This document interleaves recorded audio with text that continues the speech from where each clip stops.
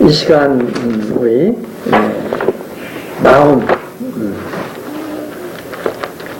같이 나움서 같이 한번 살펴보도록 그렇게 하시겠습니다.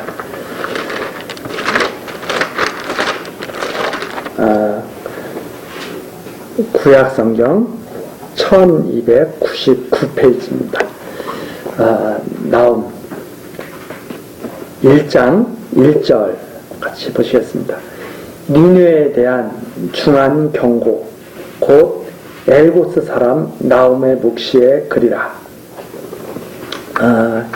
이 나움은 우리 전 시간에 간략하게 말씀드렸지만 특별하게 밝혀진 그러한 내용이 이 나움 선지자에 대해서는 그렇게 밝혀진 내용이 많이 없습니다. 여기에 나오는 대로 엘고스 사람이라고 그러는데 이 지역에 대한 것도 불명확해서 학자들이 갈릴리 지방이 아닌가 이렇게 추측을 하고 있습니다. 이 나움이 활동했던 이 시기는 북쪽 이스라엘은 망하고 그리고 이제 남쪽 유다가 아수르에 의해서 고통받던 시대. 그래서 예레미야나 스바냐, 하박국 이런 선지자들과 동시대의 그런 사람으로 이렇게 알려지고 있습니다. 그래서 이 여기에 나온 대로 니느웨에 대한 중한 경고. 그래서 나움의 전체적인 내용은 바로 아수르에 대한 하나님의 경고의 그런 말씀이죠. 그 아수르에 대한 경고의 말씀인데 이 아수르를 하나님께서 멸하심으로 말미암아서 하나님의 백성들에게는 큰 위안을 주는 그러한 내용이 전체적으로 나타나 있습니다. 그래서 여기에 나와 있는 대로 니느웨에 대한 중한 경고지만 그 이면에는 언약 백성에 대한 하나님의 위안 이것이 주제가 될 것으로 이렇게 생각을 합니다. 그래서 언약 백성을 위로하시는 하나님에 대해서 아주 잘 나타나 있는데 2절 보시면 여호와에 대한 말씀이 나와 있습니다. 여호와는 투기하시며 보복하시는 하나님이시라. 여호와는 보복하시며 진노하시되 자기를 거스리는 자에게 보복하시며 자기를 대적하는 자에게 진노를 품으시며 여호와는 노하기를 더디하시며 권능이 크시며 죄인을 결코 사하지 아니하시느니라. 이렇게 나와 있습니다. 하나님에 대한 소개가 나와 있는데 여호와 하나님은 어떤 분이냐?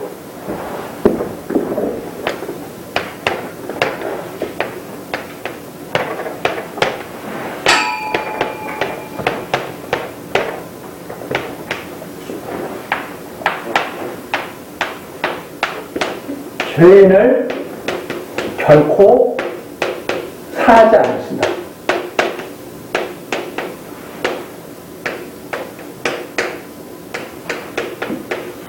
이렇게 말하고 있습니다. 죄인을 결코 사하지 않으신다.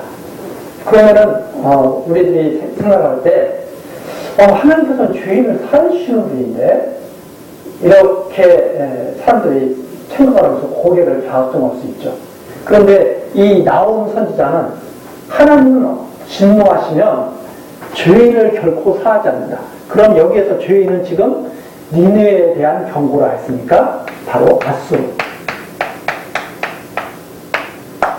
아수르와 같은 죄인을 말하는 거죠.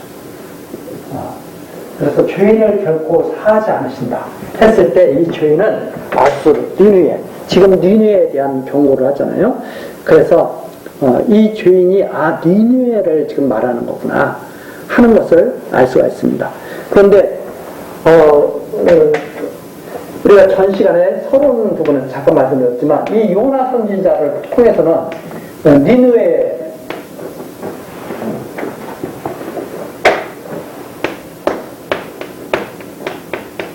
이 니느웨를 갖다가 복음을 회개하도록 니느웨를 갖다가 회개하도록 시켰거든요. 요나 선지자에게 니느웨를 보내서 회개하도록 이렇게 시켰는데 이 나홈에서는 죄를 결코 사하지 않으신다. 이렇게 지금 말씀을 하고 계시죠. 그러면 여기에서 우리가 이걸 어떻게 이해를 할 것인가? 여기에 나와 있습니다. 2절서부터 차근차근 보시면 여호와는 투기하시며 보복하시는 하나님이라. 투기, 사랑이라고 이렇게 이해를 해도 괜찮은데 사랑하시면서 보복하시는 하나님이라. 그럼 사랑이라고 하는 것은 하나님의 택한 백성에 대한 그런 말씀이죠. 보복이라고 하는 것은 바로 대적에 하나님을 대적하는 자들에게 보복하신다는 말씀입니다. 그래서 이것은 하나님의 언약의 말씀을 기초로 해서 우리가 이해해야 될 말인데, 여호와는 보복하시며 진노하신다. 그런데 자기를 거스리는 자에게 보복하신다. 아무에게나 보복하시는 게 아니라 자기를 거스리는 자에게 보복하시는데, 그게 바로 공의죠. 하나님은 사랑하는 자를 지키시고 대적하는 자에게 보복하시는 하나님. 바로 그게 하나님의 공의로 나타나게 되는데, 자기를 대적하는 자에게 진노를 품으신다. 바로 이런 아수르와 같은 이런 자들의, 이런 대적들에게 진노를 품으시는데, 여호와는 노하기를 더디하시며 권능이 크시며, 여기서 나오죠. 왜 그러면 요나 때는 회개하게 하시다가 이때는 결코 사하지 않으신다고 말씀하시는가?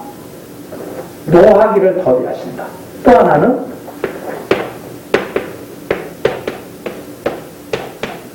노하기를 더디하신다.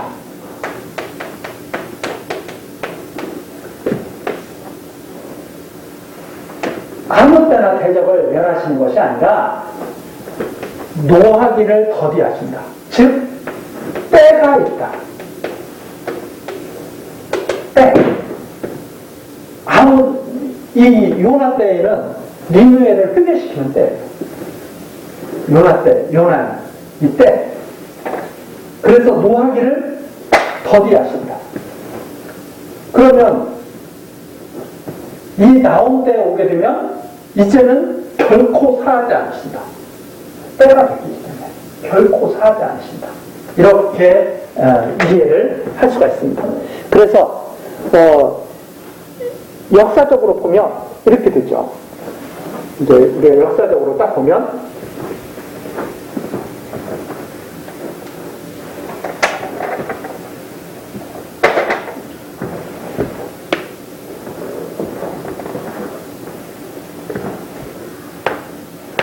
북쪽 이스라엘이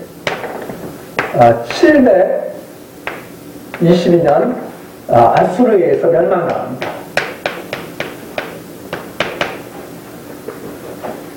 북쪽 이스라엘이 멸망당하고 남쪽 유다는 586년에 바벨론에 의해서 멸망당하게 됐습니다.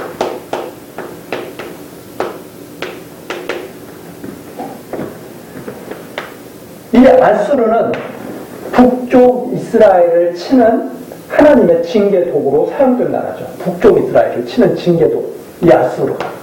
그런데 이 아수르가 이때 유다 왕이 누구였냐면 히스기야였습니다. 그리고 히스기야 다음에 왕이 누가 나오냐면 그 유명한 므낫세가 나오죠. 그리고 므낫세 뒤에 더 뒤로 가서 므낫세 뒤에 아몬이 나오고 요시아가 나오고,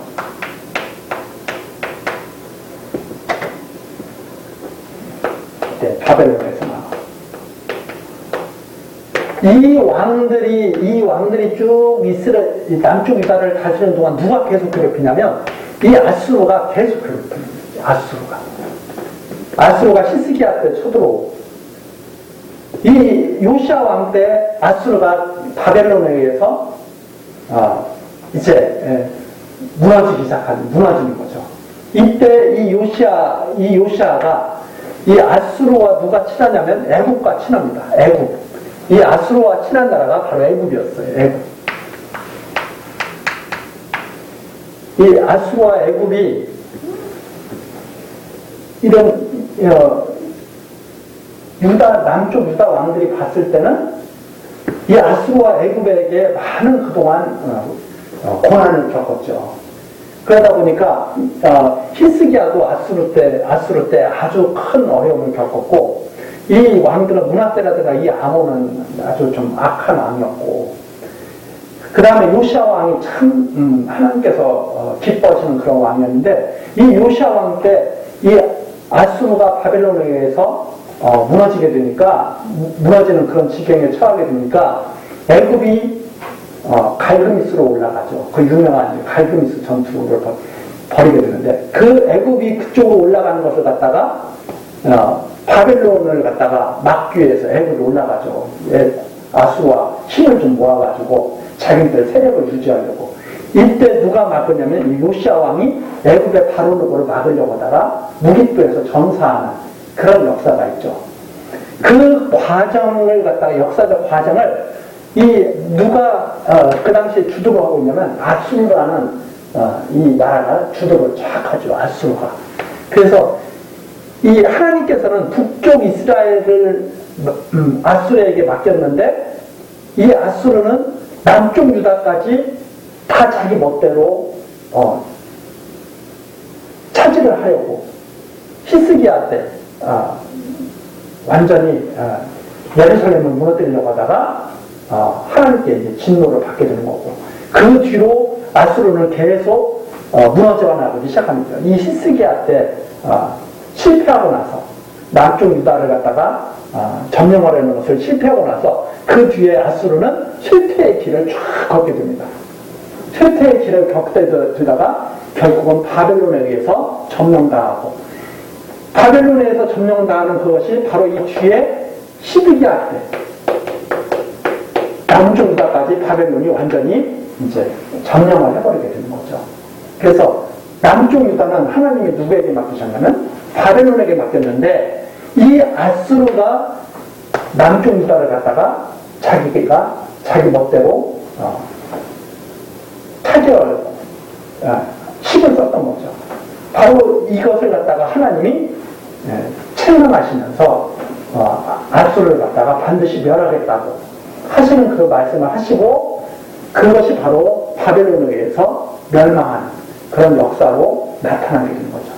그런 배경을 가지고 이제 이것을 갖다가 이제 이해를 하시면 더 이제 실감이 날 수가 있습니다. 그래서 1장 3절, 여호와는 노하기를 더디하신다. 때가 될 때까지 오래 참으신다. 때가 될 때까지 참으시는데 권능이 크시며 죄인을 결코 사하지 않는다. 하나님의 뜻에 대적하는 이 아수르, 하나님의 백성들을 갖다가 괴롭히는 이 아수르를 그대로 두지 않으신다. 이제 그런 내용입니다. 3절 후반부에 여호와의 길은 회리 바람과 광풍에 있고 구름은 그 발에 티끌이로다. 하나님께서 심판을 하실 때는 아무도 저항할 수가 없죠. 여호와의 길은 회리 바람과 광풍에 있다. 즉 하나님께서 때가 되면 아주 신속하게 임하셔가지고 완전히 티끌로 다 만들어버리시는 거죠. 4절입니다. 그는 바다를 꾸짖어 그것을 말리우시며 모든 강을 말리우시나니 바산과 갈멜이 쇠하며 레바논의 꽃이 이으는도다. 시든다 하는 뜻입니다. 하나님께서 한번 바다를 꾸짖으시면 바다도 다 말려버리시는 거죠. 그렇게 해서 모든 세상의 모든 뭐 꽃이라든가 과일이라든가 식물이라든가 할 것 없이 다 살 수 없도록 그렇게 만드시는 거죠. 바로 그것을 빗대 가지고 하나님의 심판이 얼마나 무섭게 이루어지는지 그걸 지금 밝혀주고 있습니다. 5절 그로 인하여 산들이 진동하며 작은 산들이 돋고 그의 앞에서는 땅 곧 세계와 그 가운데 거하는 자들이 솟아오르는도다. 하나님이 한번 진노를 발하시면 산들이 진동한다. 산들이 녹는다. 땅이 막 솟아오른다. 즉 지진이라든가 이런 엄청난 재앙들 그런 것들을 지금 말해주고 있는 거죠. 여호와께서 한번 심판의 날이 되면 모든 땅이 다 흔들리고 뒤집힌다. 그런 말씀입니다. 6절 누가 등이 그 분노하신 앞에 서며 누가 등이 그 진노를 감당하랴. 하나님께서 진노하시는데 누가 그 앞에 설 수가 있느냐. 누가 그 진노를 감당할 수가 있느냐. 아무도 감당할 자가 없다. 그 진노를 불처럼 쏟으시니 그를 인하여 바위들이 깨집니다. 우리가 바위 하면은 아주 단단한 것, 그리고 움직이지 않는 것, 뭐 이런 이미지를 갖고 있죠. 그런데 하나님이 진노를 쏟으시면 바위들도 다 깨지는 것이다. 이렇게 정말 무서운 그런 진노가 임하는 것이다. 이런 말씀이죠. 7절입니다. 여호와는 선하시며 환난 날에 산성이시라. 그런데 7절에 보니까 또 여호와는 선하신 분이에요. 앞에서는 죄인을 결코 사하지 않으시는 분이다. 근데 여호와는 선하신 분이다. 환난 날에 산성이시라. 그는 자기에게 의뢰하는 자들을 아시나니라. 그래서 여호와는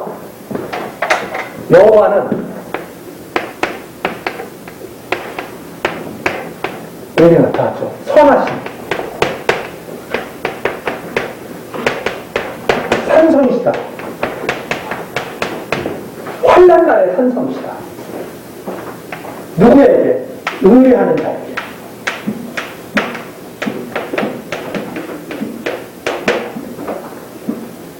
여호와는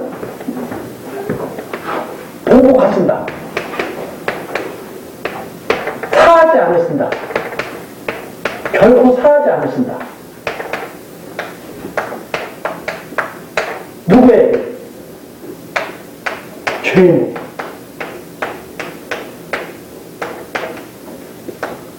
이렇게. 죄인에게. 이렇게 나타납니다. 여호와는 선하시고 환난 날에 산성이 되신다. 의뢰하는 자에게. 하나님이 아시는 의뢰하는 자예요. 의뢰하는 자가 내가 의뢰한다고 해서 의뢰하는 자가 아니라 7절에 마지막에 나오잖아요. 그는 자기에게 의뢰하는 자들을 아시느니라. 하나님이 아시는 의뢰하는 자. 하나님이 택하신 백성. 하나님의 택하신 백성에게는 선하시고 환난 날에 산성이 되시는 분인데 악인들에게 죄인들에게는 보복하시고 결코 사하지 아니하신 분이다. 이것이 지금 나움 선지자가 여호와에 대해서 전해주고 있는 내용입니다. 이것이 바로 나움 선지자가 알고 있는 여호와 하나님이죠. 8절 그가 범람한 물로 그곳을 진멸하시고 자기 대적들을 흑암으로 쫓아내시리라. 그래서 완전히 쓸어버리시는 거죠. 범람한 물로 다 쓸어버리시는 거죠. 그것이 8절입니다. 대적들은 완전히 쓸어버리신다. 언제? 노하기를 더디하시기 때문에 때가 되면. 그래서 많은 사람들이 착각하는 것이 뭐냐면 악인들이 잘 사는 모습을 보고 야 하나님이 안 계신가 보구나 그렇게 생각하는 사람들이 있는데 악인들이 잘 살 수 있습니다. 할아버지 때도 잘 살고 아버지 때도 잘 살고 아들 때도 잘 살고 잘 살 수 있죠. 그러나 할아버지, 아들, 손자 4대, 5대 가다가 확 어느 순간 때가 되면 그동안 쌓아놓으셨던 진노를 완전히 갚으시는 분이죠. 그것이 궁극적으로는 마지막 때에 나타나게 되죠. 심판의 때, 마지막 때.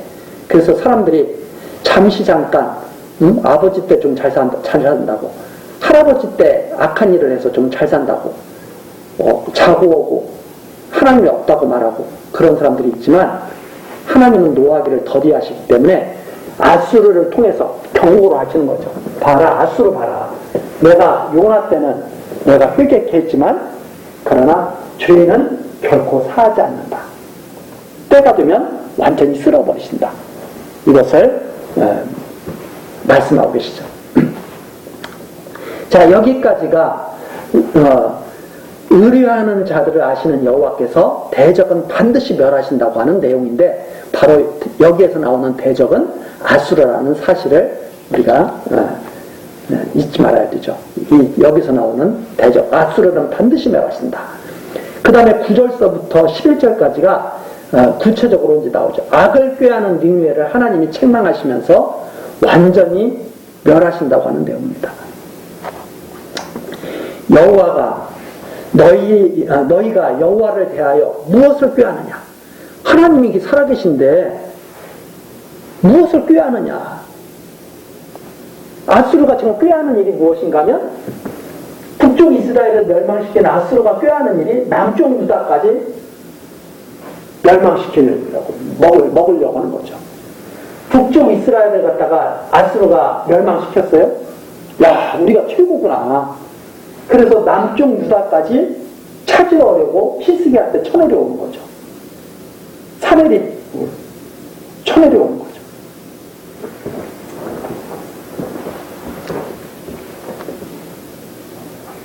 그게 하나님이 책망하시는 내용입니다. 여호와가 살아계신데 지금 무엇을 갖다가 무슨 지금 꾀를 내느냐. 그가 온전히 멸하시리니 재난이 다시 일어나지 아니하리라. 완전히 아수르로 멸해서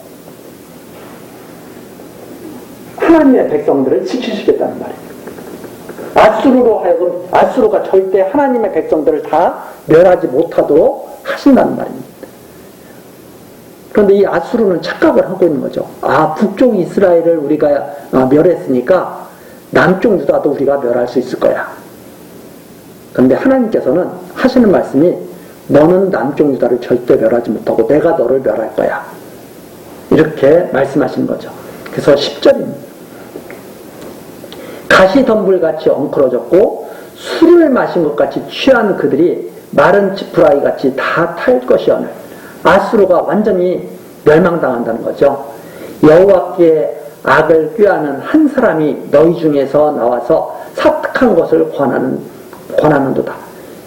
여호와께 악을 꾀하는 한 사람이 나온다. 누구에게서? 아수르에게서. 그 한 사람이 바로 아수르의 지도자죠. 아수르의 지도자. 그러니까 사내립 같은 그런 지도자죠. 나와가지고 야, 우리가 하나님의 백성인 이 남쪽 유다도 우리가 다 칠 수 있어. 이렇게 꼬드겨가지고 다 대적하게 된다. 하나님을 대적하게 된다. 12절이죠. 여호와께서 말씀하시기를 그들이 여기 11절까지는 아수르에 대해서 한 말입니다. 9절서부터 11절까지는 아수르를 책망하는 말이죠. 너희들이 여호와가 살아계신데 너희들이 무슨 꾀를 내느냐. 너희들은 멸망당해. 그런데 왜 자꾸 하나님의 백성 남쪽 유다를 너희들이 멸하려고 꾀를 내. 하나님께서 그 사특한 짓을 그들이 두지 않고 멸망시키신다. 이런 내용이 11절까지 내용이고 12절 내용서부터는 이제 남쪽 유다, 아직 남아있는 남쪽 유다에 대해서 말씀하시는 내용이죠. 여호와께서 말씀하시기를 그들이 비록 강장하고 중다 할지라도 반드시 멸절을 당하리니 그가 없어지리라. 내가 전에는 너를 괴롭게 하였으나 다시는 너를 괴롭게 하지 아니할 것이라. 이제 네게 지은 그의 멍에를 아수르가 계속 괴롭히고 있잖아요. 아수르가 계속 북쪽 이스라엘을 멸망시키는 이 아수르가 남쪽 유다도 계속 괴롭히고 있거든요.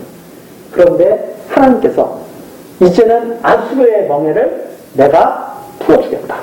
이런 내용입니다. 그래서 13절 네게 지은 그의 멍에 아수르가 지은 멍에를 내가 깨뜨리고 너의 결박을 끊으리라. 완전히 남쪽 유다를 아수르로부터 풀려나게 그렇게 하셨다는 말씀이죠. 아수르로 하여금 다시는 남쪽 유다를 괴롭히지 못하도록 그렇게 하겠다. 자, 그 다음에 이제 14절입니다. 나 여호와가 내게 대하여 명하였나니 내 이름이 다시는 전파되지 않을 것이라. 다시 아수르에 대한 말씀이죠. 여호와가 명하였다. 내 이름이 다시는 전파되지 않을 것이라. 아수르가 완전히 멸망당한다는 말입니다. 내가 내 신들의 집에서 새긴 우상과 구운 우상을 멸절하여 내 무덤을 예비하리니 이는 내가 비루함이니라. 하나님께서 아수르를 너 정말 비천하잖아. 근데 아수르는 그 당시에 강대국 최고의 강대국이거든요. 요즘에도 강대국들이 있죠. 그 당시에 강대국은 최대 강대국은 아수르였습니다. 이 아수르를 하나님께서 뭐라고 말씀하시냐면 이거 아주 비루한 자들이야. 비루한 자들. 근데 사람들의 생각은 최고의 나라죠. 그리고 아수르 국민들은 자기들이 가장 우월한 존재라고 그렇게 생각을 하고 있겠죠. 근데 여호와께서 뭐라고 말씀하시냐면 야, 내가 다 멸절해 버릴 거야. 내 무덤을 예비할 거야. 너는 비루한 존재이기 때문에 그래. 이렇게 말씀하시는 거죠. 그래서 하나님이 보시는 것과 사람이 보는 것은 정말 이런 엄청난 차이가 있죠. 우리 사람들은 강대국 하면은 막 부러워합니다. 저기가 최고인가 보다. 근데 하나님께서 하시는 말씀, 이런 말씀 보면 오히려 강대국한테 압박을 당하고 있는 남쪽 유다가 하나님께서 보시기에는 사랑하는 나라죠. 이 아수르는 비루한 자들이 모여있는 곳이죠. 자, 15절입니다. 14절까지는 유다를 괴롭힌 니느웨를 멸해서 결박을 끊어주신다는 말씀이시고 15절 내용은 이미 그건 준비되어 있는 일이죠. 그 예비된 소식이라며 유다에게 절기를 지키고 서원을 갚으시라고 하는 그런 내용입니다. 드디어 이제 15절에 볼지어다. 하나님이 하시는 일을 봐라 이 말입니다. 아직은 이루어지지 않은 일이죠. 근데 이 일을 반드시 이루실 거예요. 그래서 볼지어다. 아름다운 소식을 보하고 화평을 전하는 자의 발이 산 위에 있도다. 아름다운 소식을 전하고 화평을 전하는 자. 아름다운 소식을 보하고, 이 보라는 말은 남에게 전하여 알게 하다는 말이거든요. 남에게 전하여 알게 하다. 그러니까 아름다운 소식을 남에게 전하여서 알게 하고 화평을 전하는 자의 발. 화평을 전하는 자의 발이 어디에 있냐면 산 위에 있어요. 금방 그 소식이 전해올 거예요, 이제. 그래서 아직은 이루어지지 않았는데 그 소식이 금방 들려올 거예요. 금방 들려오는데 어떤 소식이 들려오느냐? 15절 중반부터 나오죠. 유다야, 내 절기를 지키고 내 서원을 갚을지어다. 악인이 진멸되었으니 그가 다시는 내 가운데로 통행하지 아니하리라. 산 위에 있어요. 아름다운 소식을 전하는 자의 발이 산 위에 있어요. 금방 미칠 거예요. 화평을 외칠 거예요. 소식을 전하는데 뭐라고 전하느냐면 유다에게 전하는 거예요. 이 히스기야, 므낫세, 아몬, 요시야, 이게 이제 유다가 다스리는 왕들이죠. 이 유다의 소식이 전해지는데 어떤 소식이 전해지냐면 아수르가 망했다. 소식이 탁 전해질 거예요. 그러면 히스기야도 하나님 앞에 성전에서 들어가서 아수르 사내립이 보낸 편지, 이 편지를 탁 성전에 들어가서 펴놓고 하나님께 기도하죠. 하나님 보시옵소서. 하나님을 갖다가 비웃는 편지를 보냈습니다. 우리를 멸한다고 협박하는 편지를 보냈습니다. 히스기야가 탁 그 편지를 하나님 전에 들어가서 펴놓고 기도를 하잖아요. 그때 히스기야가 응답이 오죠. 걱정 마라. 내가 아수르 다 멸할 거야. 이런 하나님의 응답이 오죠. 그런 것처럼 바로 아수르가 망했다는 소식이 전해져 올 거예요. 그러면 유다는 하나님께 그렇게 기도했겠죠. 하나님, 이 대적을 멸해 주시면 우리가 하나님 잘 섬길 것입니다. 이 아수르를 멸해 주시면 우리가 여호와를 경외할 것입니다. 뭐 서원했겠죠. 서원을 지켜라 이 말입니다. 그렇게 반드시 될 겁니까? 바로 그런 내용이 있습니다. 유다야, 내 절기를 지켜라. 내 소원을 갚을 자다. 한마디로 말해서 절기를 지킨다는 것은 여호와를 잘 경외한다는 말입니다. 서원을 갚는다는 것은 마찬가지죠. 여호와 하나님을 경외하며 살겠다는 말이죠. 그러니까 유다 보고 너 내가 아수르를 멸하니까 여호와 잘 섬기고 그리고 경외하면서 지내라. 바로 그런 내용이죠. 하나님께서 할 수 있게 하셨으니까. 하나님이 하게 하셨으니까. 하나님이 하도록 역사하셨으니까. 그래서 악인이 진멸되었으니 그가 다시는 내 가운데로 통행하지 아니하리라. 여기서 악인은 바로 니느웨, 아수르를 말한다는 것을 알 수가 있죠. 그리고 나서 2장으로 넘어갑니다. 이 1장 내용은 바로 니느웨가 왜 진멸되어야 되는지, 그 이유, 죄인을 결코 사하지 않으시기 때문에 이 죄인이 하나님을 대적해서 아주 괴유를 생각하기 때문에 여호와께서 언약 백성들로 하여금 여호와 잘 경외하도록 하기 위해서 대적을 멸하신다. 그런 내용입니다. 그 다음에 이제 2장으로 가서는 그럼 니느웨가 아수르가 어떻게 멸망당하는가? 멸망당하는 과정에 대해서 2장에서 나와 있습니다. 그래야 하나님께서 멸망시키는 줄 알 거 아니에요? 하나님께서 멸망시키시는 그 과정을 말씀하시는 내용이 바로 2장에 나와 있습니다. 자, 2장 1절. 파괴하는 자가 너를 치러 올라왔나니, 아수르를 갖다가 다 멸망시키는 자가 올라와요. 그게 바로 이제 바벨론 연합국이 올라오게 되죠. 바벨론 연합국이 올라오게 되는데, 파괴하는 자가 너를 치러 올라왔나니 너는 산성을 지키며 길을 파수하며 내 허리를 견고히 묶고 내 힘을 크게 굳게 할지어다. 즉 바벨론이 올라올 테니까 아수르 보고 너 한번 단단히 한번 대비해봐라. 하나님이 하시는 말씀이죠. 그게 되나 안 되나. 네. 그래서 2절이죠. 여호와께서 야곱의 영광을 회복하시되 이스라엘의 영광 같게 하시나니 이는 약탈자들이 약탈하였고 또 그 포도나무 가지를 없이 하였습니다. 바벨론이 아수르를 치러 오는 것은, 니느웨를 치러 오는 것은 이스라엘의 영광을 지켜주기 위한 것이다 하는 말입니다. 하나님께서 아수르에 의해서는 남쪽 유다가 멸망당하지 않도록 하신다고 했거든요. 그러면 그렇게 하셔야 영광이 나타나는 거죠. 그래서 여기에 나오는 것처럼 야곱의 영광을 회복시키는데 아수르를 멸해서 야곱의 영광을 회복시키는다 하는 내용입니다. 그래서 아수르가 남쪽 유다를 갖다가 멸하러 내려오는 것은 하나님의 영광을 짓밟으려고 내려오는 것과 똑같은 거죠. 그런데 하나님께서는 그렇게 섭리하시지 않거든요. 아수르에 의해서 남쪽 유다는 멸하지 않도록 하나님께서 지키신다고 이미 약속하셨거든요. 그러니까 그 영광을 지키기 위해서 여호와께서 지금 바벨론을 통해서 아수르를 멸하시는 거죠. 자, 3절입니다. 그의 용사들의 방패는 붉고, 아수르를 치러 오는 용사들을 말하는 거죠. 아수르를 치러 오는 용사들의 방패는 붉고 그의 무사들의 옷도 붉으며 그 항우를 버리는 날에 병거의 철이 번쩍이고 노송나무 창이 요동하는도다.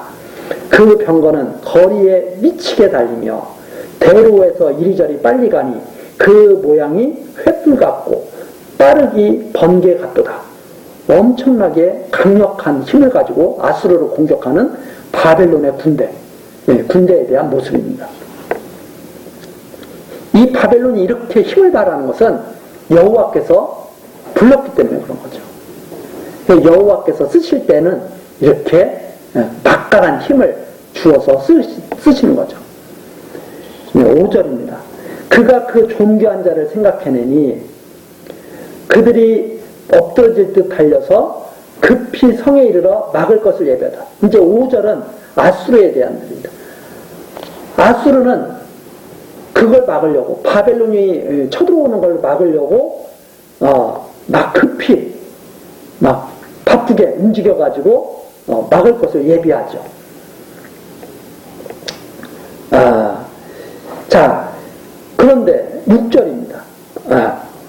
강들의 수문이 열리고 왕궁이 소멸되며 정명대로 왕후가 벌거벗은 몸으로 끌려가며 그 모든 시녀가 가슴을 치며 비둘기같이 슬피 우는도다. 그런데 어떻게 되냐면 결국 강들의 수문이 열리죠. 강들이 수문이 열리면서 왕궁이 소멸되죠. 즉 바벨론에 의해서 니느웨가 아수르가 이제 무너지게 되는데, 아수르가 무너지게 되는데 강들의 수문까지 열린다는 말이 여기 나오는 것처럼 홍수까지 완전히, 홍수 물로 인해서 아수르가 완전히 쑥대밭이 다 되어버리는 거죠. 그래서 역사 속에서 보면 아수르가 어떻게 멸망하냐면 바벨론의 공격에 의해서 아수르가 멸망당하면서 나중에 큰 홍수가 나서 아수르를 완전히 다 묻어버립니다. 그래서 이 아수르가 역사 속에서 찾아냈는데, 이 아수르의 유적을 찾아냈는데 오랜 시간이 걸렸죠. 왜 그런가 하면 바벨론에서 막 멸망당한 이 아수르를 나중에 물로 하나님께서 막 흙으로 다 홍수가 나가 해가지고 다 완전히 흙으로 다 덮어버리셔가지고 아수르라고 하는 이 나라 자체가 땅속에 깊이 파묻히게 되어버리는 거예요. 그런 역사가 나타나게 됩니다. 그래서 여기 6절 강들의 수문이 열리고 왕궁이 소멸되며 정명대로, 실제로 나와 있습니다. 정에서 명한 대로, 확정된 대로 완전히 하나님께서 확정해서 명하신 대로 왕후가 벌거벗은 몸으로 끌려가며 그 모든 시녀가 가슴을 치며 비둘기같이 슬피 우는도다. 아수르가 무너지니까 모든 관련된 모든 성읍들 뿐만이 아니라 백성들이 다 슬피 울면서 끌려가게 되는 그러한 모습을 7절까지 이렇게 나타났죠. 그 다음에 이제 8절입니다. 이 니느웨는 물과 아주 관련이 있죠. 이 물. 그래서 이 8절에 보면 니느웨가 얼마나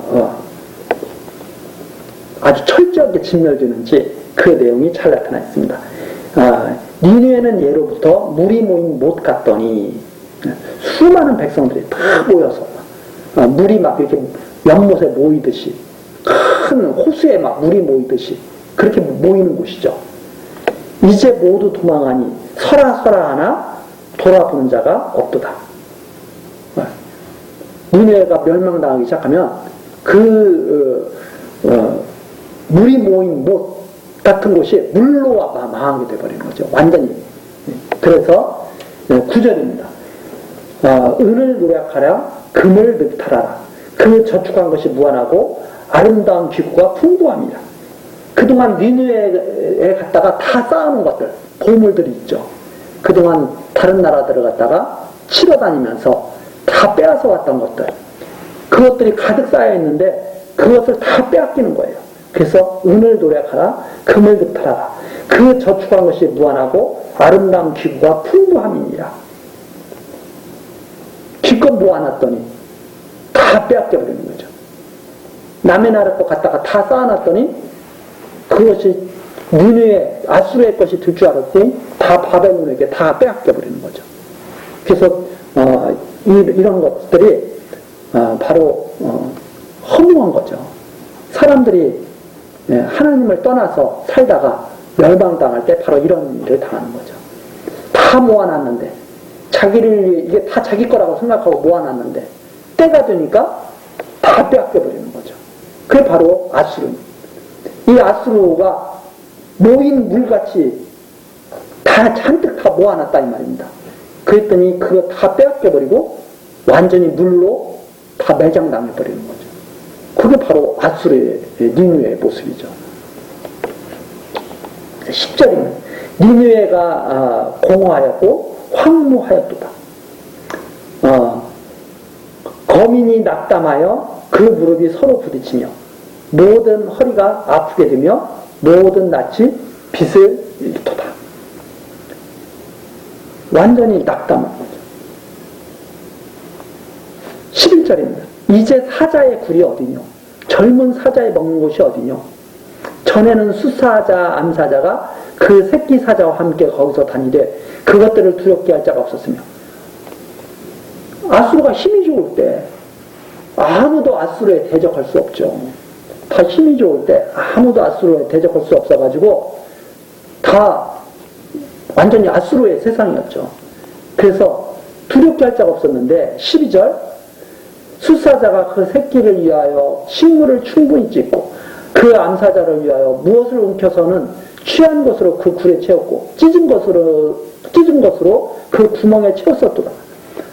다른 나라에서 빼앗아 갖고 온 거 다 쟁여놨었는데. 13절, 만군의 여호와의 말씀에 내가 내 대적이 되어 너의 병거들을 살라 연기가 되게 하고 너의 젊은 사자들을 칼로 멸할 것이며 내가 또 너의 노력한 것을 땅에서 끊으리니 너의 파견자의 소리가 다시는 들리지 아니하리라 하셨느니라. 그런데 결국 하나님께서 그 죄를 사하지 않으시고 다 멸해가지고 다 완전히 남에게 다 줘버리는, 바벨론에게 다 줘버리는 그런 역사를 하나님께서 하신다고 하는 아수르의 최후의 모습. 그래서 2장은 아수르가 어떻게 진멸되는가, 바벨론에게 공격당하고 홍수가 나고 그래서 모든 것들을 다 빼앗기고 그동안 모아놨던 모든 것들이 다 날아가서 백성들이 다 낙담하게 되고 그리고 아무것도 남지 않게 될 것, 완전히 허공에 다 흩어지게 될 것, 이것을 말씀하시는 내용이 바로 2장까지 나와 있습니다. 그래서 1장은 아수르가 진멸당하는 이유, 2장은 아수르, 니느웨가 진멸당하는 과정 이야기에 대해서 나와 있고, 우리 다음 시간 3장이 나와 있는데 그 결과, 아수르, 니느웨가 진멸당하는 결과에 대해서 우리 다음 시간 계속해서 같이 살피도록 하시겠습니다. 기도하시겠습니다. 사랑과 자비가 풍성하신 하나님, 우리들에게 하나님의 말씀을 사모하게 하시고 나온서를 연구하게 하시니 감사와 찬송을 드립니다. 우리들 듣고 깨달은 바 하나님의 말씀을 잘 기억하게 하시고 성령으로 역사하셔서 하나님의 말씀에 순종하며 베푸신, 우리들에게 베푸신 은혜의 영광을 찬송하며 살아가도록 지켜주옵소서.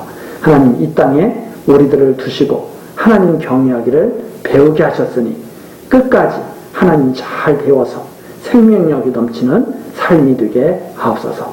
모든 것 예수 그리스도의 이름으로 기도드리옵나이다. 아멘.